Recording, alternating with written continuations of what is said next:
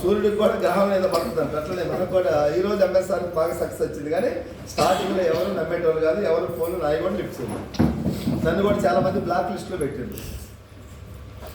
ఓమో ఈ ఫోన్ ఎత్తితే ఏమంటాడు, వెస్టిల్ జాయిన్ అవ్వమంటాడు, అవునా మీటింగ్కి రమ్మంటాడు, జాయిన్ అవ్వమంటాడు లేదా ఎందుకు ఇతను బాధ అని చెప్పేసి చాలా మంది నా ఫోన్లు ఎత్తేటోళ్ళు కాదు, నేను ఉండి కూడా ఇంట్లో లేడు అని చెప్పి అనేటోళ్ళు. సో నేను కూడా ఒకప్పుడు ఇంట్లో ఉండి లేడని చెప్పాను స్టార్టింగ్లో 5 నెలలు. బిజీగా ఉన్న ప్రాబ్లం ఉన్నా దొరకలే. ఒక మీటింగ్ పోయిన తర్వాత కొంచెం అంటుకున్నది, తర్వాత మళ్ళీ మధ్యలో కట్ అవ్వాలనుకున్నది. ఈ 4-5 మీటింగ్లు పోయిన తర్వాత ఇంకా నేను ఫిక్స్ అయిపోయాను, వెస్టేజ్ గొప్పది, సక్సెస్ ఈ రోజే రావాలని కోరుకోకూడదు. మన పని మనం చేద్దాం, సక్సెస్ దేవుడు ఇవ్వాలి, ఆయన తెలిసి ఎంత ఇవ్వాలి, ఎవరికి ఇవ్వాలి, ఏమి ఇవ్వాలి, ముందు మన ప్రయత్నం మనం చేయాలి. అలా మెల్లగా పనిచేస్తూ ఒక 40-50 మందిని అడిగా,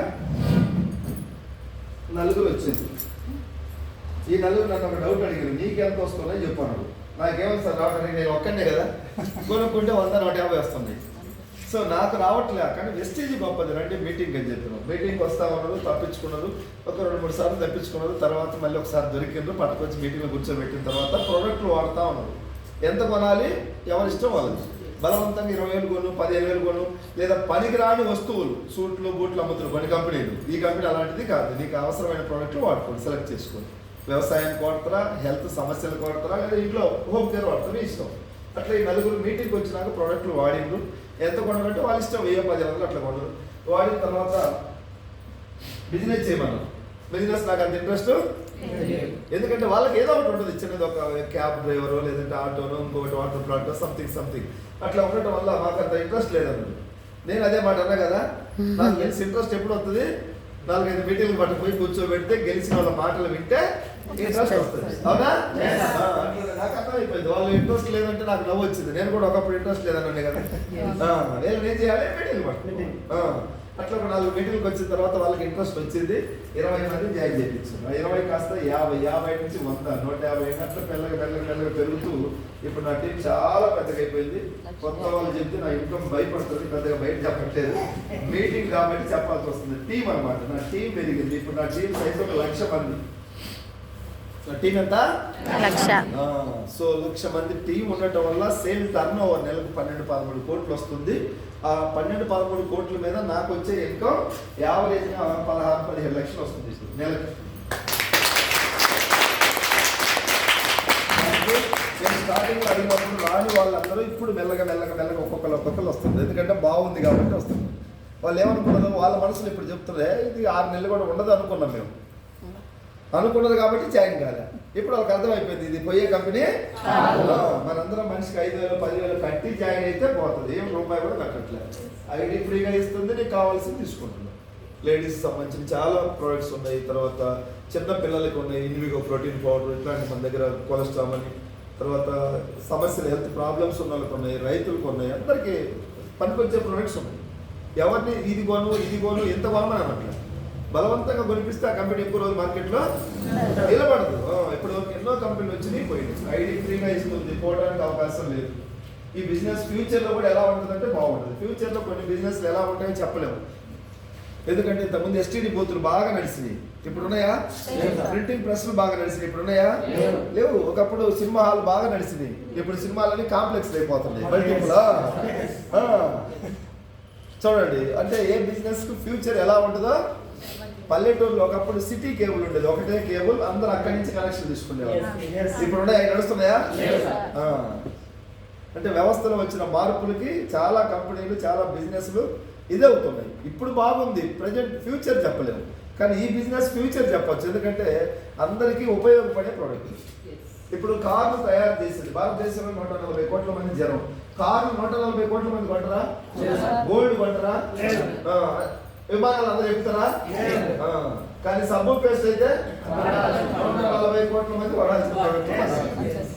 this business is ever green business. అందుకే నాకు కరోనా టైంలో చిన్న టీం ఉన్నప్పుడు 2020 కరోనా వచ్చింది, 20 కదా, అప్పుడు నేను ఇంట్లో కూర్చున్నా 5 నెలలు లాక్డౌన్ పడి, ఎక్కడ మీటింగ్స్ లేవు. కానీ నాకున్న టీం వాళ్ళందరూ ఈ ప్రోడక్ట్లు బాగున్నాయి, అలవాటు పడ్డారు కదా, వాళ్ళు నెలకు ఎవరి ప్రోడక్ట్లు వాళ్ళు కొంటే ఒక నెల నాకు 73,000, 93,000, 1,07,000, 1,35,000, 1,50,000 5 నెలలు కరోనా టైంలో వచ్చింది సార్.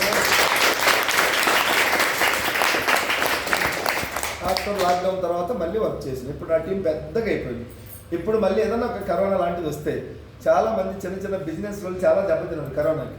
రెడీమేడ్ షాపులు, ఫుట్వేర్, ఇట్లాంటి కొన్ని బిజినెస్లు నడవక 5 నెలలు కిరాయి కట్టలేక చీటీ పాటలు ఆగిపోయి చాలా చాలా కోలుకోలేకపోతున్నారు. అలాంటి వాళ్ళకి మళ్ళీ ఏమన్నా కరోనా వస్తుందంటే వాళ్ళు గుండె కొట్టుకుంటుంది 100 మీద. ఈసారి వస్తే మళ్ళీ ఎట్టుకోవాలని. అదే వెస్టీజ్ బిడ్డగా ఈసారి వస్తే నా ఇంకో నెలకు 10 లక్షల పైనే ఉంటుంది కరోనా వచ్చి ఒక లాక్డౌన్ పడ్డా కూడా. ఎందుకంటే నా టీం పెద్దగా అయింది. కరోనా వచ్చిన సబ్బు, పేస్ట్, ఆయిల్ అయితే వాడాలి కదా. ఈరోజు ఒకవేళ శాలరీస్ లేవు గవర్నమెంట్ ఎంప్లాయీస్కి, ఏదన్నా ఆర్థికంగా బడ్జెట్ లోట్లో ఉండి ఒక 4 నెలలు శాలరీస్ ఇవ్వలేదు. 4 నెలలు ఇవ్వకుండా కూడా మన బిజినెస్ అయితే ఆగదుగా. సబ్బు, పేస్ట్ శాలరీ రాకుండా వాడాల్సింది. శాలరీ రాకపోతే ఏం ఆపుతాడు? బట్టలు కొనేది ఆపుతాడు, షాపింగ్ చేసేది, లేదా ఇల్లు కట్టేది మధ్యలో కూడా ఆపేస్తాడు, చెత్త వేసుకుంటూ ఆపుతాడు. పెళ్ళిళ్ళు వాయిదా వేసుకుంటారు, అవునా కదా. గోల్డ్ కొనేది ఆపుకుంటారు. కానీ ఇది స్నానం చేయకుంటే ఇంట్లో రాలేరు, పళ్ళు తోముకుంటే ఎవరు అన్నం పెట్టరు. చూడండి మన బిజినెస్ ఎంత గొప్పదో చాలా మందికి తెలియట్లే. ఒక్కొక్క వ్యక్తి అనుకుంటాడు 10 లక్షలు పెట్టి బిజినెస్ పెడితే పెద్దది అనుకుంటాడు ఆయన. నెలకు 17 లక్షలు వస్తున్నాయి. వెస్టీజ్ కంపెనీ గొప్పది, కానీ వాళ్ళకు తల మీద శని గ్రహాలు ఉన్న వాళ్ళకి ఇది అర్థం కావట్లేదు ఎంత గొప్పది అనేది. ఇంత హ్యాపీగా ఉంది చూడండి. బాస్ లేడు, టెన్షన్ లేదు, రిస్క్ లేదు. కరోనా వచ్చినా ఏం కాదు, వర్షం వచ్చినా ఏం కాదు, ఎండ కాసినా వెస్టీజ్ ఎంత గొప్పదో, ఎంత సెక్యూరిటీ ఉందో చూడండి. ఇంకొక గొప్ప అదృష్టం, నాకు డబ్బు వస్తుంది, నేను పని చేస్తున్నా. నాకు ఇప్పుడు ఏమన్నా మూడ్ బాగలేదు, ఎక్కడికన్నా పోయినా గోవా పోయి ఒక 2-3 నెలలు ఎంజాయ్ చేసి వచ్చిన, పైసలు వస్తాయా రావా? లేదు. లేకుంటే భక్తి ఎక్కువ పోయి కాశీకి పోయినా, ఒక 2-3 నెలలు ఉన్న కాశీలో మంచిగా గుళ్ళని చూసుకుంటా, పైసలు వస్తాయా రావా? లేదు. హెల్త్ బాగలేక హాస్పిటల్లో ఉన్న 4 నెలలు, పైసలు వస్తాయా రావా? మీకు ఎవరికైనా వస్తాయా ఈ పని చేస్తే? అందుకే వెస్టీజ్ జెండా మోయండి. 1 ఇయర్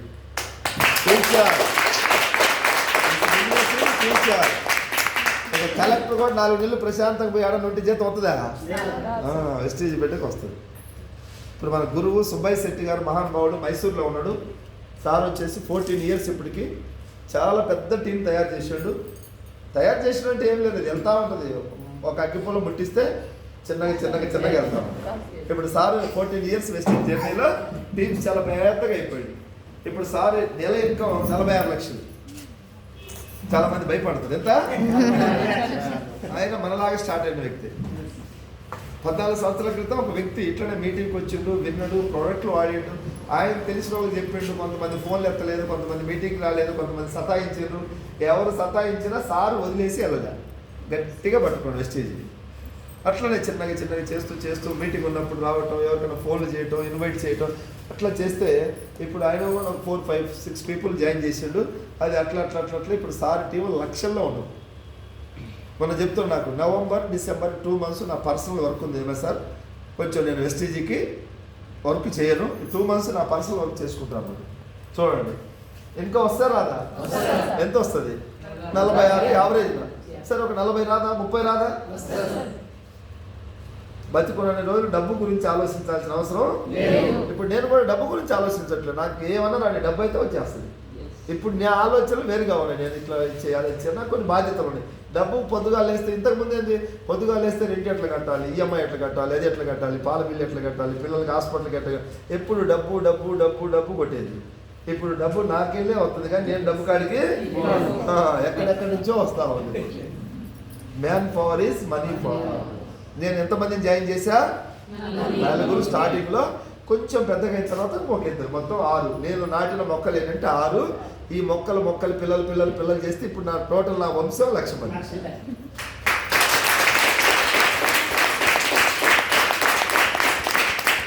ఇప్పుడు ఈజీగా ఉంది బిజినెస్, అప్పుడు కష్టంగా ఉంది. స్టార్టింగ్ లో కష్టం ఉంటుందా, ఈజీ ఉంటుందా? కష్టం. ఏదైనా ఒక లాంగ్వేజ్ నేర్చుకునేటప్పుడు కష్టంగా ఉంటుంది, నేర్చుకున్న తర్వాత ఫోన్ ఇప్పుడు కొంతమందికి ఆపరేట్ చేయడం ఈజీ, కొంతమంది కష్టం. డైల్ చేయడం కూడా కొంతమంది కష్టమే, రాని వాళ్ళకి మరి నెంబర్ కొట్టడం ఇబ్బంది, కష్టం. ఏదైనా నేర్చుకుంటే ఇది కూడా వెస్టేజ్. ఒక 1 ఇయర్ దీన్ని మనం రెస్పెక్ట్ చేస్తూ ఈ బిజినెస్ ముందుకెళ్ళాలి.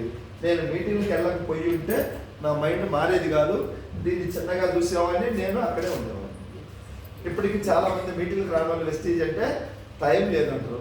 10,000, 20,000, 30,000 ప్రైవేట్ జాబులు చేస్తున్నాం, దానికి టైం ఉంది సేకరణ చేయడానికి. దీనికి మాత్రం లక్షలు వచ్చే కంపెనీకి టైం లేదంటున్నారు. టైం లేదా, తల మీద దరిద్రం పోలేదా అనుకుంటా నేను. నిన్న నైట్ నేను 7 గంటలకు శ్రీశైలంలో మీటింగ్ పెట్టించాను. పాతాళ గంగ చాలా ఫేమస్ అంట, అందుకే ఇక్కడ వాళ్ళు కూడా ఒకసారి పాతాళ గంగ తీసుకుపోయి ఏమన్నా కొన్ని గ్రహాలు పోతే ఏమనిపిస్తామన్నా.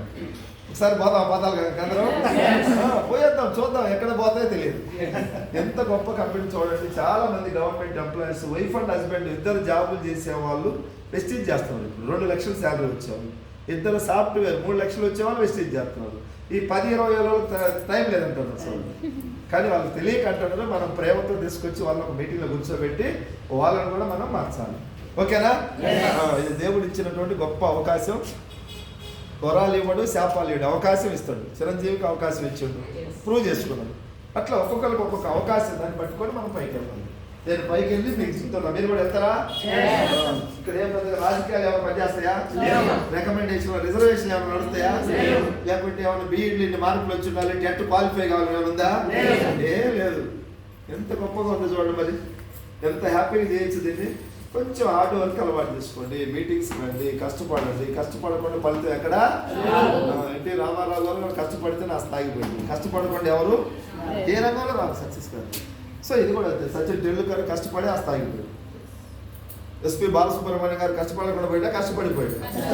అందరూ కష్టపడే గెలుచుకున్నారు, సాధించుకున్నారు. మధ్యలో కిరణ్ కుమార్ రెడ్డి గారు కొంచెం కష్టపడకుండా సీట్ వచ్చింది, 2 సంవత్సరాలు మళ్ళీ పోయింది. అవునా?